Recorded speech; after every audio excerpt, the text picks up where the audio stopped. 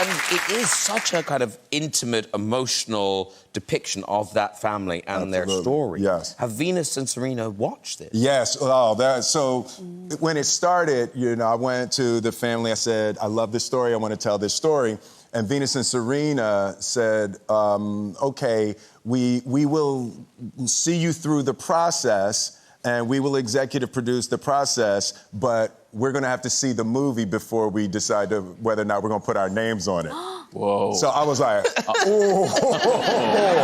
So I get the call a couple months ago, Venus and Serena are going into the theater. Oh. And they went in and saw the movie, and it was like literally the worst 2 hours of my life. Waiting until they came out, but they're a mess with tears, and they love the film, and they put their names on it, so it is... Look at that photo. Yeah. But you've kind of been through that process before, because presumably with Ali... Yes. Like Muhammad Ali, were you waiting for his blessing? I made the mistake of watching Ali for the first time, sitting behind Ali. Oh, God.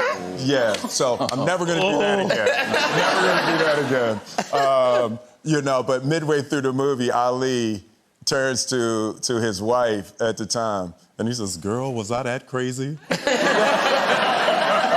I was like, okay, he's targeted. Yeah. And it's interesting the idea of parents having a dream for their kids, a kind of vision for their kids. Because, Chris and Rosie, you've got these two boys. Are you pushy parents? Or have you, are they going to keep you in the style to which you've become accustomed? No. Do you know what? We're not, and I don't know whether it's because we can't be bothered to take them to extra... I think it is. We stand at the school gates and everyone's like, oh, Henry's got golf and football, and I'm like, oh, don't take them. Robin's been mentioning doing karate, and we're looking at the timetable, and it's like 7 o'clock Friday night. We're like, nah, there's no karate. There's no karate classes around here still. But no, we're not very pushy. No, Robin weirdly wants to follow in my footsteps. He's obsessed with making people laugh, which is incredible. He's a very sporty kid, and he's obsessed with trying to be funny, which is really cool. But Chris, you used to do the opening here, right? Yeah, I was the warm-up guy for the show. That's fantastic. Yeah. I wasn't even the warm-up guy. I was the guy they called when the warm-up guy couldn't do it. The less warm guy. The lukewarm guy. The cool-down guy. And now lovely to see your son is doing it. And so well.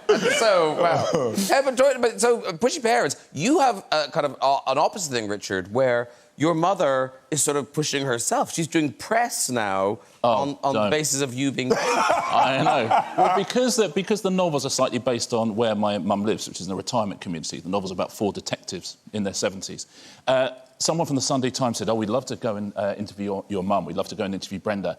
And my mum's very shy. I thought there's no way my mum's going to want to talk to the Sunday Times. But I said to my mum, do you fancy talking to the Sunday Times? She went, yeah, fucking right, I do.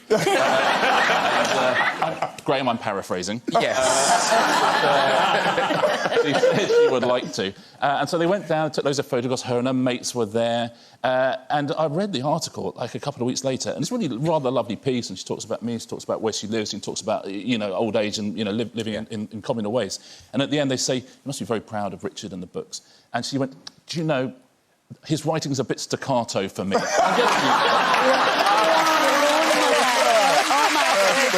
Mum's the world over there. I want to meet your mum. My mum would love to meet you. Yeah. My mum did that when I was on Strictly Come Dancing. Yeah. It's like Britain's version of Dancing with the Stars. Yeah. And I did a dance one night, and she walked around a party that she was at where everyone had watched it at the house, just going, I didn't think he did well. Best dance, no, really bad. I think he'd be out next week. Only other that can.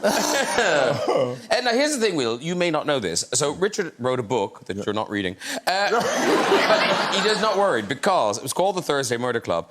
It was #1 in the bestseller charts here for months and months and months. Yeah. It's still in the chart. It's just not #1 anymore. It was #1 for... Oh, it's #1 still. Oh, it is back to in the number paperback, Yeah. Wow. Sorry, I stand corrected. Will It's knows. still Will knows. #1. Knows. Yeah. Still #1. I don't believe you just did that. And dragging him down. Guess what Richard's done now, Will? What? Uh-oh.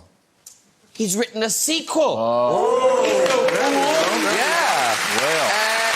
It's called The Man Who Died Twice. It's out now.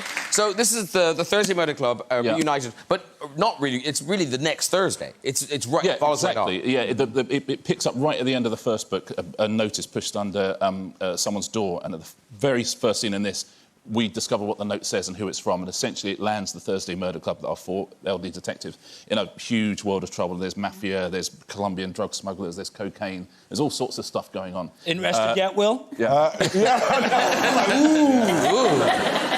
He had me at cocaine. Yeah. Will, I know what you like. I know what you like. If you go and see my mum, she'll have all the cocaine you could buy. And it's so obviously the first one. I was worried it wouldn't do as well as the first one. It seems to doing even better, really which is really lovely. I'm absolutely thrilled with the reaction to it. And I suppose what's interesting this time is, because first time, you know, you put your book out into the world, you hope people like it. Yeah. Now you're getting that reader response. Did you tweak this book at all, kind of following what readers were saying, what they liked about the characters? It's fascinating. So I'm not huge on research. I love characters and I love story. That's the thing that I love. So I'm not sort of talking about, you know, how to strip down a gun or anything like that. And also they have great readers who look over your book, and in case there's there'll be a reader who says, oh, you said in 1972 that May the 17th was a Wednesday. It was actually a Tuesday. Yeah. So you've got people who do all that for you. But in the first book, the one thing they didn't pick up on, which I've had literally so much trouble with, they didn't pick up on it because it wouldn't occur to you that this was wrong. I set the scene in the Waitrose in Tunbridge Wells, and there is no Waitrose in Tunbridge Wells. I mean, and not only that, but it was already... What? Say what now? I know. Talk about first world problems. Yeah. Property values are plummeting in Tunbridge Wells right now. It turns out you think I'm going to read that. Yeah. I know, shoddy work. So if ever I'm persona non grata in Tunbridge Wells. They were furious already that they didn't have a Waitrose in Tunbridge Wells. And now this has made it much worse. You should build one with the profits from the... I know, yeah. Beautiful. But I hear there are some scenes that you avoid, you won't write, like intimate scenes. Oh, yeah, I'm not interested in writing sex scenes. I always find it very peculiar when someone, you know, love and romance, that's absolutely fine. But, you know, sometimes we've all had friends who've written autobiographies, and you read and they start talking about their sex life, and you think, I really, really don't want to read that. And it's the same with authors. However much you kind of dress it up as one of your characters is having sex, everyone you've ever met, everyone in your family is going, oh, yeah? I don't know. He's clearly hold on a second here. I mean, like, his creamy inner thigh, her supple knee. You're like, let me write that down. Supple knees. You see, now we know what Will like. He's a good guy. I like, though, that for pensioner sex, supple knees would be good. They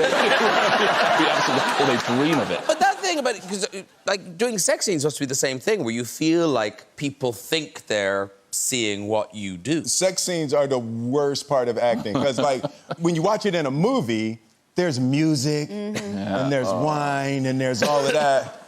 But on set, there's a dude, like... holding the microphone. You see, I have that in real life. But